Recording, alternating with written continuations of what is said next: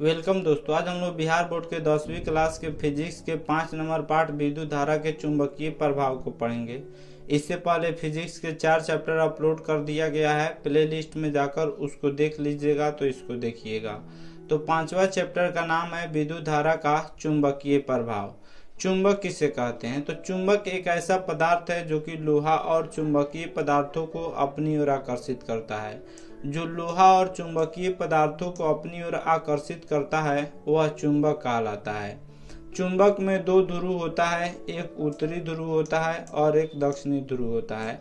यानी चुंबक में 2 पोल होते हैं, एक होता है नॉर्थ पोल और दूसरा होता है साउथ पोल। किसी भी छड़ चुंबक को जब हम नचा कर छोड़ते हैं तो वह हमेशा उत्तर और दक्षिण दिशा में ही रुकता है। दिशा सूचक यंत्र में हम चुंबक का इस्तेमाल करते हैं।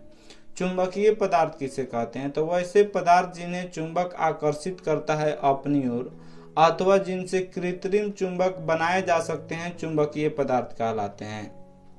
जैसे लोहा, कोबाल्ट, निकेल और कुछ अन्य मिश्र धातु। इन सभी चीजों को चुंबकीय पदार्थ कहते हैं क्योंकि ये सबको चुंबक अपनी ओर आकर्षित कर लेता है या इनसे कृत्रिम चुंबक भी बनाए जा सकते हैं, इसलिए यह चुंबकीय पदार्थ कहलाएंगे। अचुंबकीय पदार्थ किसे कहते हैं? तो वैसे पदार्थ जिन्हें चुंबक अपनी ओर आकर्षित नहीं कर सकता है अचुंबकीय पदार्थ कहलाते हैं। जैसे कांच, शीशा को चुंबक अपनी ओर आकर्षित नहीं कर सकता है, अतः अचुंबकीय पदार्थ कहलाएंगे। कागज, प्लास्टिक और पीतल यह सभी अचुंबकीय पदार्थ कहलाएंगे क्योंकि इसे चुंबक अपनी ओर आकर्षित नहीं कर सकता है।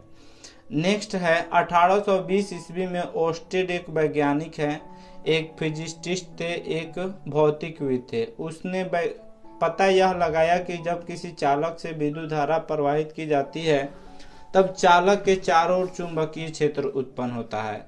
ऑस्टेड नामक वैज्ञानिक ने पता लगाया कि जब किसी चालक से कोई भी चालक हो, कोई तार हो जैसे तांबा हो गया या एल्यूमिनियम हो गया, किसी तार से विद्युत धारा जब प्रवाहित की जाती है, जब इलेक्ट्रिक करंट प्रवाहित की जाती है तो चालक के चारों ओर चुंबकीय क्षेत्र उत्पन्न हो जाता है। ऑस्टेड नामक वैज्ञानिक ने पता लगाया कब? तो 1820 ईस्वी में। मैक्सवेल का दक्षिण हस्त नियम को जानते हैं। मैक्सवेल ने एक नियम दिया जिसे मैक्सवेल का दक्षिण हस्त नियम कहते हैं। यह नियम कहता है कि यदि धारावाही तार को दाएं हाथ की मुट्ठी में इस प्रकार पकड़ा जाए कि अंगूठा धारा की दिशा की ओर संकेत करता हो तो हाथ की अन्य अंगुलियां चुंबकीय क्षेत्र की दिशा व्यक्त करेंगी। ऑस्टेड जो वैज्ञानिक थे उसने यह पता लगाया कि किसी भी तार से, किसी भी चालक से जब विद्युत धारा, जब करंट का फ्लो किया जाता है तो चालक के चारों ओर चुंबकीय क्षेत्र उत्पन्न हो जाता है। यानी चुंबकीय पदार्थ कोई भी आते हैं तो वह अपनी ओर खींचता है, अपनी ओर आकर्षित करता है। और मैक्सवेल ने यह नियम दिया कि यदि धारावाही तार को दाएं हाथ की मुट्ठी में इस प्रकार पकड़ा जाए कि अंगूठा अगर धारा की दिशा को व्यक्त करता है तो हाथ की अन्य उंगलियां चुंबकीय क्षेत्र की दिशा को व्यक्त करेगी। देखिए यह अंगूठा है, अगर यह धारा की दिशा को व्यक्त करता है तो हाथ की अन्य उंगलियां जो है, यानी जो बाकी 4 उंगलियां है गोल गोल, यह चुंबकीय क्षेत्र की दिशा को व्यक्त करेंगी। देखिए मैग्नेटिक फील्ड को व्यक्त करेंगी, यानी चुंबकीय क्षेत्र की दिशा को व्यक्त कर रही हैं। डायग्राम से आप देखकर समझ सकते हैं। नेक्स्ट है विद्युत चुंबक किसे कहते हैं? तो एक होता है अस्थायी चुंबक जिसमें चुंबकत्व परमानेंट रहता है, जिसमें चुंबकत्व हमेशा के लिए विद्यमान रहता है, उसे अस्थायी चुंबक कहते हैं। लेकिन विद्युत चुंबक वैसा चुंबक होता है जिसमें चुंबकत्व यानी चुंबकीय पदार्थ को अपनी ओर आकर्षित करने का गुण उतना ही समय तक विद्यमान रहता है जितने समय तक परिनालिका में विद्युत धारा प्रवाहित होती रहती है। जैसे आप मान के चलिए जो है इसमें जो लेपटा हुआ होता है तार, इसी को हम परिनालिका कहते हैं। तो इस परिनालिका में जितना समय तक विद्युत धारा प्रवाहित होगा उतना ही समय तक उसमें चुंबकत्व यानी चुंबकीय गुण विद्यमान रहेंगे, तो उसे विद्युत चुंबक कहते हैं। और अस्थायी चुंबक में परमानेंट चुंबकीय गुण विद्यमान रहते हैं। चुंबक के चुंबकत्व की तीव्रता निम्नलिखित बातों पर निर्भर करती है। कोई चुंबक है, उस चुंबक में चुंबकीय गुण की जो तीव्रता होती है, जो इंटेंसिटी होती है, वह किन बातों पर निर्भर करती है? तो निम्नलिखित बातों पर निर्भर करती है। पहला है परिनालिका में फेरों की संख्या। यह परिनालिका है, इसमें फेरों की संख्या पर डिपेंड करेगी। फेरों की संख्या कम है या अधिक है, उसी के आधार पर उसमें चुंबकीय गुण होगा। दूसरा है विद्युत धारा की परिमाण। विद्युत धारा कितना ज़्यादा बढ़ रहा है, जितना ज़्यादा विद्युत धारा चुंबकीय गुण उसमें उतना ही अधिक आएगा। विद्युत धारा का मान जितना ही कम होगा उसमें चुंबकीय गुण यानी चुंबकत्व तो उतना ही कम होगा। और तीसरा होगा क्रूड के पदार्थ की प्रकृति पर। यह जो क्रूड है यह किस पदार्थ का बना हुआ है उस हिसाब से उसमें चुंबकीय गुण अधिक होगा या कम होगा। नर्म लोहे का उपयोग हम विद्युत चुंबक बनाने में करते हैं और इस्पात का उपयोग अस्थायी चुंबक बनाने में किया जाता है। विद्युत चुंबक उस चुंबक को कहते हैं जिसमें चुंबकीय गुण यानी चुंबकत्व उतना ही समय तक विद्यमान रहता है जितना समय तक परिनालिका में विद्युत धारा प्रवाहित होती रहती है। लेकिन अस्थायी चुंबक उस चुंबक को कहते हैं जिसमें चुंबकीय गुण हमेशा के लिए विद्यमान रहता है, परमानेंट विद्यमान रहता है, चाहे इसमें विद्युत धारा प्रवाहित हो या न हो, वह अस्थायी चुंबक कहलाता है। अस्थायी चुंबक बनाने के लिए हम इस्पात का इस्तेमाल करते हैं, लेकिन विद्युत चुंबक बनाने के लिए नर्म लोहे का इस्तेमाल करते हैं। नेक्स्ट है फ्लेमिंग का वाम हस्त नियम। वाम का मतलब बायां होता है। द फ्लेमिंग ने एक नियम दिया था जिसे फ्लेमिंग का वाम हस्त नियम कहते हैं। इसमें उन्होंने बताया था यदि हम बाएं हाथ की 3 उंगलियां जिसमें मध्यमा, तर्जनी और अंगूठा यानी बीच वाला, उसके बाद जो तर्जनी होता है, अंगूठा होता है, तीनों को परस्पर लंबवत फैलाएं और यदि तर्जनी चुंबकीय क्षेत्र की दिशा तथा मध्यमा धारा की दिशा को दर्शाते हैं तो अंगूठा धारावाही चालक पर लगे बल की दिशा को व्यक्त करता है।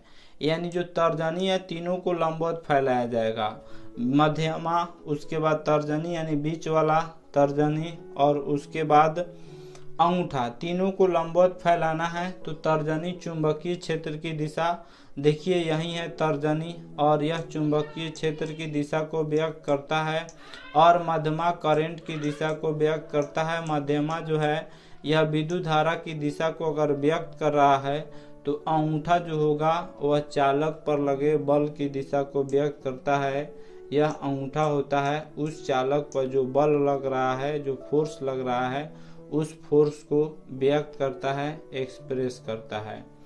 आगे हम लोग जानेंगे विद्युत मोटर। तो विद्युत मोटर एक ऐसा यंत्र है जिसके द्वारा विद्युत ऊर्जा को यांत्रिक ऊर्जा में परिवर्तित किया जाता है।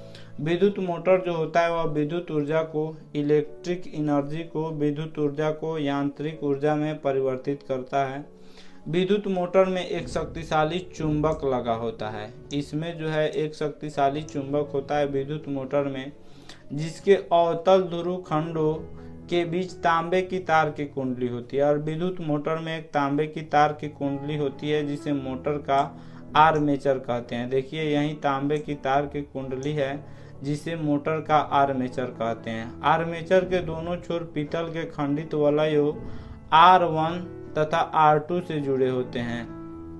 यह जो आर्मेचर होता है इसका दोनों छोर जो होता है वो R1 और R2 से यहाँ पे जुड़ा हुआ होता है। वलयों को कार्बन के ब्रशों B1 तथा B2 हल्के से स्पर्श करते हैं। जो B1 और B2 होते हैं, जो ब्रश होते हैं वह हल्के से इसे टच किए होते हैं, इसे स्पर्श किए होते हैं। जब आर्मेचर से धारा प्रवाहित की जाती है तब चुंबक के चुंबकीय क्षेत्र के कारण कुंडली के AB तथा CD भुजाओं पर समान मान के किंतु विपरीत दिशाओं में बल लगते हैं। जब इस आर्मेचर में करंट प्रवाहित किया जाता है, जब स्विच दिया जाता है, स्विच को A से सूचित करते हैं और देखिए यहाँ पे A स्विच है।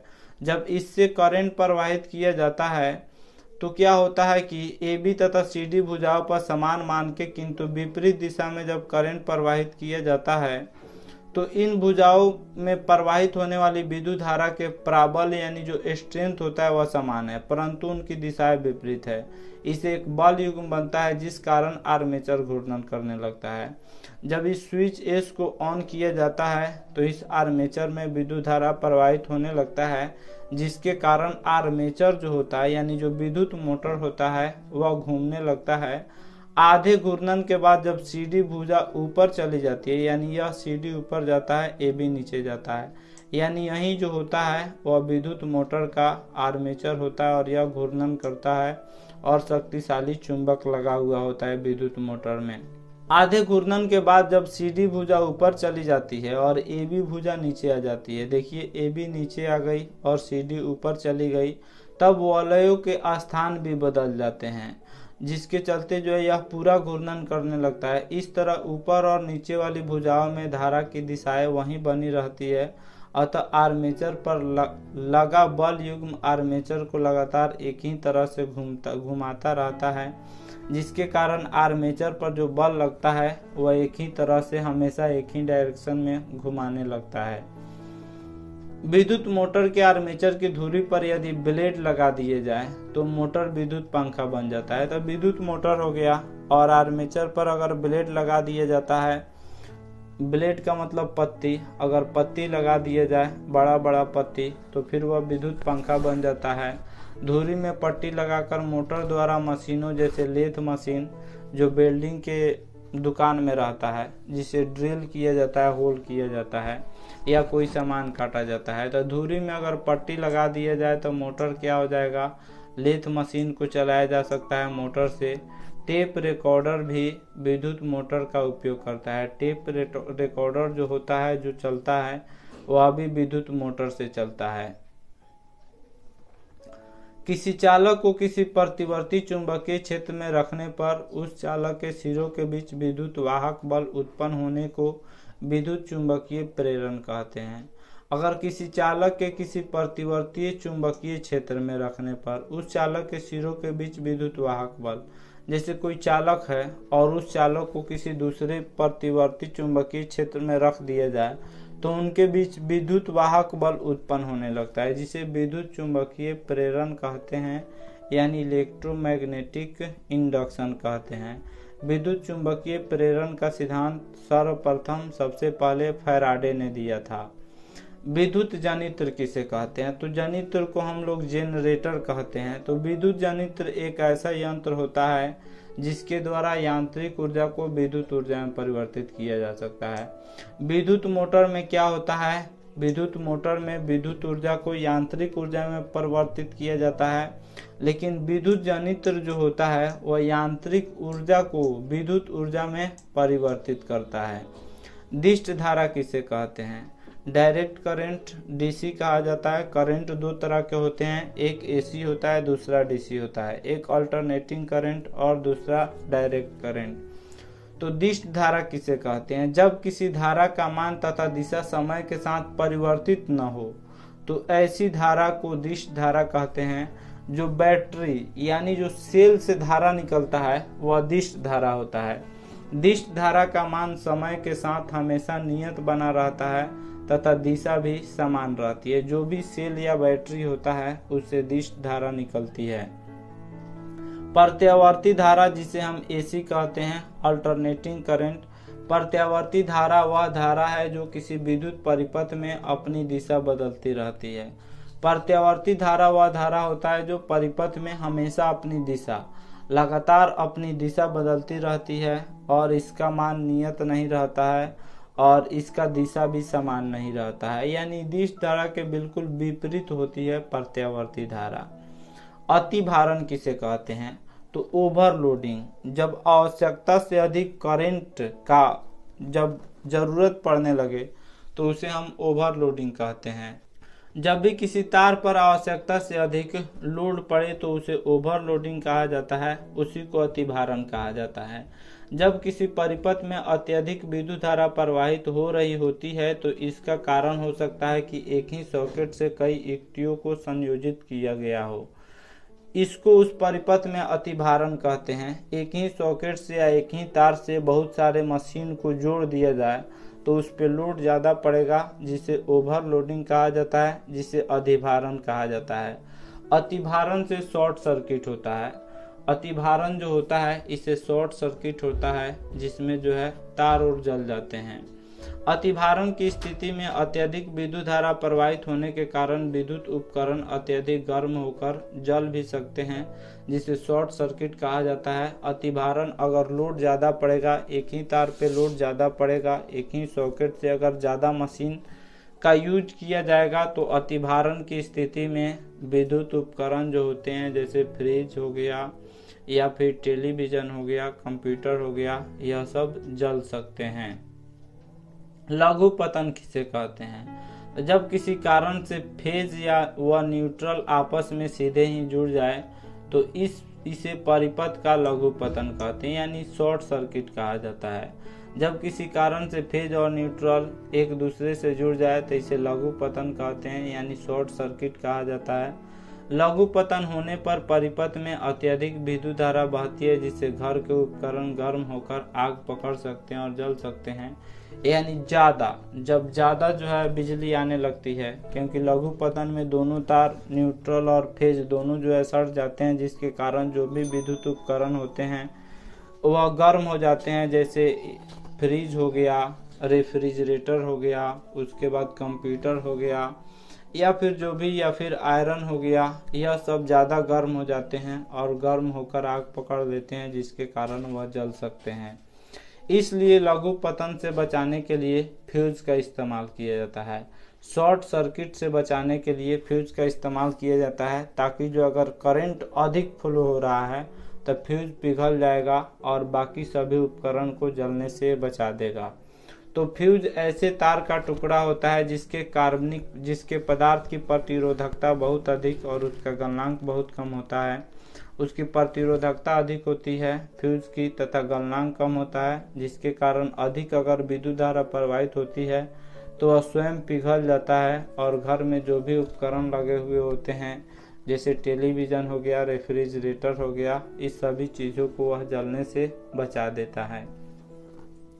अब हम लोग जानेंगे विद्युत के उपयोग में क्या सावधानियां रखनी चाहिए।